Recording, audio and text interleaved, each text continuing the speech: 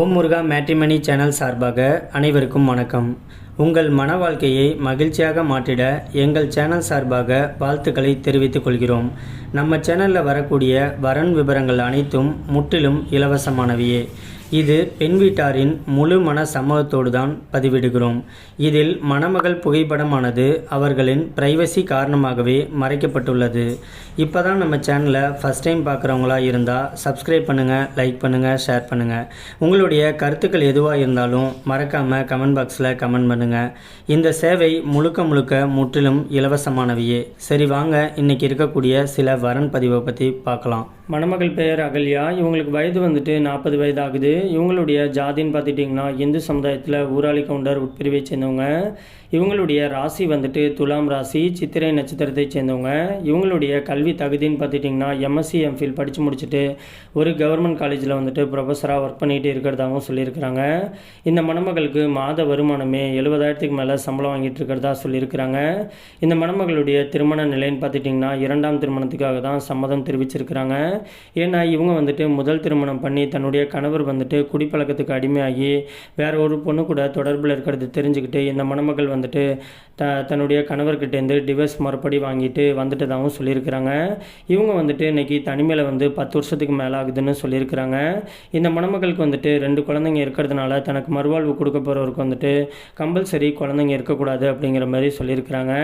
இந்த மணமகள் இன்னைக்கு நல்லபடியாக படிச்சுட்டு ஒரு கவர்மெண்ட் உத்தியோகத்தில் இருக்கிறதுனால தனக்கு மறுவாழ்வு கொடுக்க போகிறவரும் தன்னை மாதிரியே படிச்சுட்டு ஒரு ஸ்மார்ட்டான வேலையில் இருக்கக்கூடிய ஒரு கவர்மெண்ட் எம்ப்ளாயாக இருந்தால் நல்லாயிருக்கும். அப்படி இல்லைனாக்கா ஏதாச்சும் பிஸ்னஸ் பண்ணக்கூடிய ஒரு நல்ல மணமகன் தேவை அப்படிங்கிற மாதிரி சொல்லியிருக்கிறாங்க.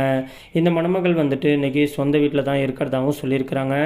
இந்த மணமகள் வீட்டுக்கு ஒரே ஒரு பொண்ணாக இருக்கிறதுனால வீட்டோடைய மாப்பிள்ளையாக தான் எதிர்பார்த்துட்டு இருக்கிறதாகவும் சொல்லியிருக்கிறாங்க.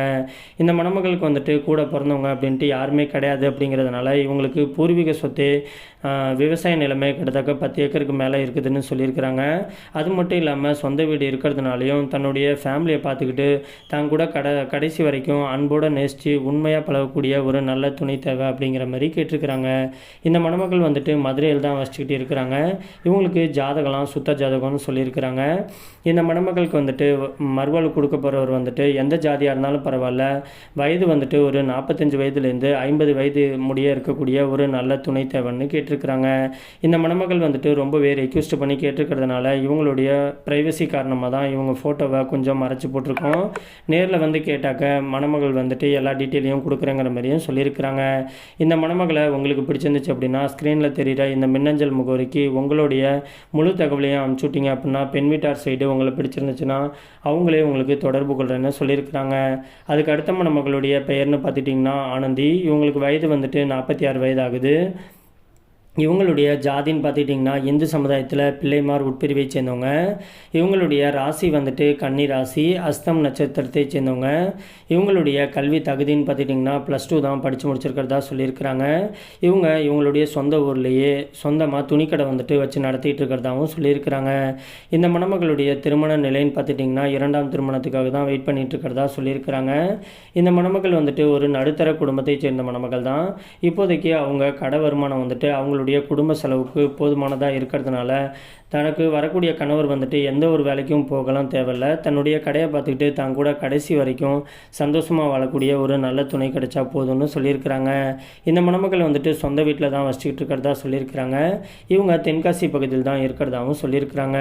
இந்த மணமகளை உங்களுக்கு பிடிச்சிருந்துச்சு அப்படின்னா ஸ்க்ரீனில் தெரிகிற இந்த மின்னஞ்சல் முகவரிக்கு உங்களுடைய முழு தகவலையும் அனுப்பிச்சுட்டிங்க அப்படின்னா பெண் வீட்டார் சைடு உங்களை பிடிச்சிருந்துச்சுன்னா அவங்களே உங்களுக்கு தொடர்பு கொள்கிறேன்னு சொல்லியிருக்கிறாங்க.